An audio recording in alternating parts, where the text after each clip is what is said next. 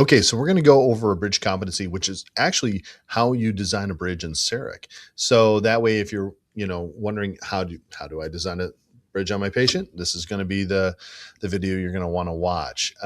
So right now, this is set up. Competency has already been done. Case details is on the right and are on the right. So what I'm going to do is I'm going to kind of go step by step. If you're going to set this case up from the beginning, just so you know. If you go over here and delete this case details, you don't delete the case. If you delete the case details, start over, select the same things, everything will still be saved. Even if you were to change things up, it would all be saved. The only way you can actually delete a case in CEREC is if you go to acquisition, go to your scans, unlock the scans, and completely delete the scans, or if you change any parameters that actually reset the bridge. But in terms of deleting the case, you can just come over here, delete the case, and then change the case details. So, all right. That being said, let's kind of start and work from the beginning. So you're going to do a bridge competency 3 through 5, or you're going to do a bridge on your patient 3 through 5. The way that you set it up is you first come over to bridge in your indications, and then you're going to select crown. You're going to select intersection. Intersection allows you to set the teeth in the right position, and then an anatomic builds the connectors to make them thick enough. Sometimes you can get away with just using the intersection with big enough connectors, but especially if you're doing a 6 through 8. But if you're moving yourself distal where the interproximal space gets smaller, so your connector's smaller, you'll have to use anatomic. So always set them up as intersection first. So we're going to do intersection. We're going to do bio-individual. We're going to go 3 and 5. Now, once we have that in position, we're going to add the Pontic. So we're going to hit Pontic, and we're going to hit 4. So now we actually have a bridge over here in case details, bridge 3 through 5. Always set it up as CEREC zirconia, MTL zirconia for your bridges and your competency. And here's the details. Okay, once you have that in, we're going to move on forward. So since this has already been scanned, the biggest thing with the scanning is making sure that you do full arch scans for bridges. You always want to do full arch scans for bridges, and you always want to match your opposing with the same shape or the amount of teeth that you got. And then buccal bite, like the student did here perfectly. They got a bilateral left and right bite, non-continuous. That's the right bite to get for any cases that involve a full arch scan, not just bridges.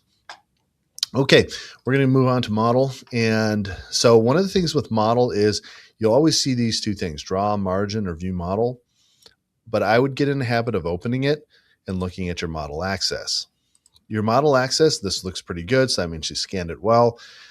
If this is off, you can get a weird shape and design to your restorations. So you always want to check to make sure that that's correct. The next thing you want to do is set insertion access. This is just going to look at how the bridge will drop down. There's only really one way for this to go. You can't really tilt it. You can tilt it forward and backward, but not left or right on a bridge. So you might see some slight changes, but they don't vary too much from that. And that looks really good. Draw margins, like draw margin and any other restoration. That looks fantastic. If you change insertion axis at all, I'm going to go back to this one. It resets the crown design. The fact that this one's already been done, I'm going to reset it a little bit just so that the design changes. So view model, every time you do view model, you want to check the occlusion and confirm that it's correct. On a typed dot, maybe not so important, but because it is not the greatest occlusion that comes together, but on a patient, you always want to check view model. Once you do that, hit design. And so what now is going to happen is this is all going to be redesigned. Now this one was designed in the past, so you can see why number 4 wasn't moving as much. But essentially you're going to get this layout right here. Okay, so this is intersection. Again, the connectors are only happening because 2 teeth are wedged up against each other. And we're going to talk about that in a second. So let me just drop some of these so you can look at it. Now it looks pretty good. The design student did a good job when they did it originally. And this came out with a really good proposal. So it means all your scans and everything you got really help. But there's some things I want to fix, like this little, piece that's sticking out on the mesial, I want to correct that. I want to get each tooth in the right position relative to the occlusion. And so again, the student knew what we were talking about in occlusion, so they made sure that the contacts were off the Pontic. So, all right, first things first, let's just walk through the tools. Form, remember, add, smooth, and remove. But most of what we're going to use is the two-directional circular tool just to move things around. So I just want to make sure that the central groove is okay. Looks a little bit high through the middle. So what you're going to do is just going to bring that down and bring that down. But you can see that it's a little thin. So that's probably why it proposed what it did. So I'm just going to get it to minimum thickness material standards, and then we'll adjust the occlusion there in a second. So like I said, everything else is just designing your crown. So embrasure space, you just want to make sure it's correct. Make sure you like that embrasure space. This one's a little open, so I'm going to kind of close that a little bit, make sure that V shape looks pretty good. This embrasure space looks like it's favoring more so the molar, which is actually okay. And in regard to a bridge, you want to kind of create as much space as you can. So you really don't want too much contact on that Pontic. In terms of the design of the embrasure, looks pretty good. And this tooth looks a little tilted. So what I would get in a habit of, if you see that on bridges, you may want to kind of come over here and tilt it up. But now you can see what happened. It proposed it because it knew it was going to get a contact right at the connector and right on the Pontic. But I'm going to actually move it into the right position. And with that, I'm just going to come over here and just spot remove those areas. When you use the remove tool, it removes and flattens. Sometimes when you want to remove stuff but maintain the shape, you come down here to shape and then you remove it. So here I'm going to bring that down. So it maintains the shape. It just removes any excess or heavy occlusion there. So, and I'm going to bring that guy up to make sure it's good. And so, okay, once you get all the teeth in the right position and you look at it, okay, it's good. Well, it's not fully because I want to make sure that the embrasures on this are a little bit closed. Now, okay, let me drop this real quick. I'm going to go to Analyzing Tools, which is over here on the right, three down, and I'm going to turn on the Cursor Details. The Cursor Details over here will give me some information, but also these are the connectors. So you have crown, connector, Pontic, connector, crown. So I'm going to click on this connector right between 4 and 5, and I'm going to say, okay, its intersecting area is lower than the minimal cross-sectional area. So we're going to hit OK real quick, and we're going to look at what that is. Okay. Right now, the cross-sectional area of that is 6.19. If I go and take the shape tool, sorry, let me go to 4, and I go to shape, and say I want to drag it this way. And I go back to connector, it's going to give me the same warning. You can hit it again. And now it's 7.3. But it's still too thin. It's too small of a connector area. I'll tell you that you may want to, you'll see different research on different things, whether 9 millimeters or 12 millimeters or 16 millimeters squared. And remember what that's saying. That is basically width by height. So if you look at the distance, basically width by height, that is your millimeter square. So if this area is 7.3, that's probably like a 4 millimeter by 2 millimeter or 3 millimeter by 3 millimeter or something like that. So 3 millimeter by 3 millimeter is going to be 9, 4 by 3 is 12, those kinds of things. So you're going to see different recommendations. And I will tell you that in posterior teeth, you want to get closer to 16 millimeters squared. So we're really far away from that on that, but that's where the anatomic comes back. And so we'll come back to that in a second. So, okay, but first things first, I just want to get everywhere it needs to be, the occlusion in the right position before I change it to anatomic. Contact is pretty good. Let's just change that contact. Again, everyone tells me different things, what they're getting in the clinic. So I'm just going to do green with yellow today. Again, adjust accordingly. green with yellow. Okay. And the last thing we do before we switch to anatomic is just look at basically what you want to complete with Ponic. Do you want a modified ridge lap? Do you want ovate? If it's ovate, you're going to have to prep the ovate site. So right now, probably for this, you're going to use a modified ridge lap. So we're going to kind of smooth it out where we want it. And then we're just going to pull it into that position a little bit, just so that food doesn't get trapped down into those embrasure spaces, but at least be hygienic enough to be off the tissue. One of the things you can do is flip it over the top and look at the bottom, and then use a remove tool, and then reduce everything that you see touching the tissue. You don't want, obviously, this touching the tissue, you can't get floss through. And now you're a little bit closer. You can always turn off your model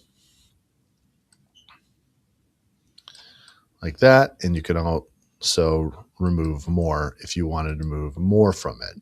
So say I want to make sure I'm not touching that lingual at all, it's more of a hygienic ridge lap, I'll just pull back just that portion, put that back on, and now I have more of a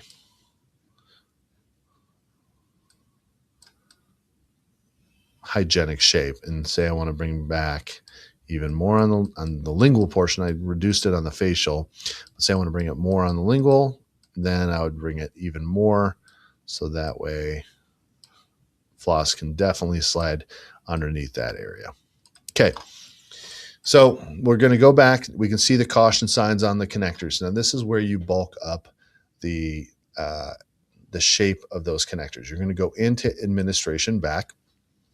Now you're going to switch the case details, which is right here, from intersection, which is right here, to anatomic. So that one was 7.3. I'm going to switch these two to anatomic. I'm going to hit OK. And now basically by doing that, it keeps the original design. It just adds the thickness to the connector. And so now we're going to come in here. Let's choose this guy. And now you can see there's a green check mark.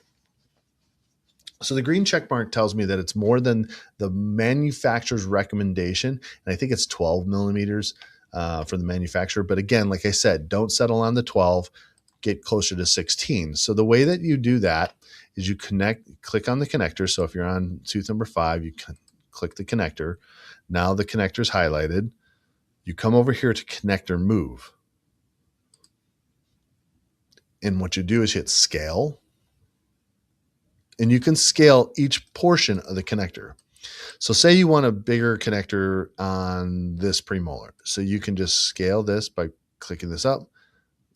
And now you're going to get a bigger connector. Okay. You can see that connector number going up. So say you want the middle. And now you can see that number on the lower left get over 16. But now you can see the issue though. Now you're starting to get a contact. And we're going to adjust that in a second, but that's how you bulk up the connectors. Say you're like, you know what? I want this connector to go farther down. Now it's only really going to go as far as this is going to go, because even if you drew the line farther down, it wouldn't get there. So chances are the lines where they're at are pretty good. If you ever want to change them, you can actually go to drag line or edit line, and you actually can completely edit line to get you a bigger connector. It doesn't add a significant amount when you drag the connector. It's usually about where the minimum is. So I don't usually do that too often. So let's go to 3 and 4 and see what we got. So 3 and 4, we got 14.62. We're going to go back to connector move. I'm going to leave it on scale. I'm going to select one side of the connector and bring it up. 14.75. I'm going to bring up 14.8, and then the middle part is what really gives it the thickness. So that's going to be almost 17 millimeters on the connector size. So that's how you do that. Now, a lot of you will ask me, well, aesthetically, they look like kind of bumpy. That's true. A lot of times with these cases, when you do this, you bring this into the lab and then you take a burr when it's in the green state or the white state for zirconia, and you just kind of shape these a little bit. That way you're still within that 16 millimeters of connector thickness. You just give it some anatomical or aesthetic shaping. Once you get to this point, you're done. You'll send that off to the lab. Now, What I tend to do though is go into administration before that, go down here to articulator, turn articulation on. You do not need that. And then you're going to hit design. You're going to go down here to the right, which now you can actually see the articulation tab pop up. And now you're going to turn on what is the lower facially generated pathway. Because the restoration's 3 through 5, it's on the upper. We just want to see how the lower connects to the upper. So we're going to hit lower. And now you can actually see if this tooth was going to go into excursive, it's going to have a lot of group function. So in that case, you want to bring all that down. So unless you're going to do group function, you're planning on doing group function, I would still probably bring these down. So in terms of this is why it's important to get a proper buccal bite. Now this is a typodont, so it's probably giving us a little false read. So I'm kind of look past it for the typodont portion. But if this was truly a patient, you'd really want to know what you were doing and what occlusal scheme. If that was the case, then you might want to just bring these down. But again, you're limited by your thickness too. So you definitely don't want to be grinding on all these cusps. So that's why this is an important step if you're going to do this in practice with a true bridge. But since there's teeth missing over here, it's a typodont, I'm not too worried about it for this case per se. Okay, once you're done with that, we're going to go to the next step. Okay, once you get your design, that's thin because I dropped it. Make sure that's thick enough. We're going to do a couple things. We need to export this file, like in the handbook. We're going to hit Dentsply D. We're going to hit export. And then we're going to hit this file called DXD file. Basically, the DXD file has all your design files. So essentially what you designed here will be sent to our lab, and we're going to 3D print it. You're going to come in here. You're going to go down to the STL drive, which I might not have on mine. I don't. So essentially, you're going to go DXT file and just rename it how it looks in the handbook. That way we can find it. So rename it, make sure the folder is on STL drive, and then send the DXD file there, and the lab will get it. And then from there, you're going to do a Teams submission to the lab for bridge per the handbook. And that will be all you need to do. And then just send a Teams message to them, and they will get you your bridge. So that's how to design a bridge in CEREC. And again, some of these blue areas I'll definitely thicken back up, just a little FYI. But that's how you design a bridge in CEREC. That's how you'd go from intersection to anatomic and have a properly designed bridge.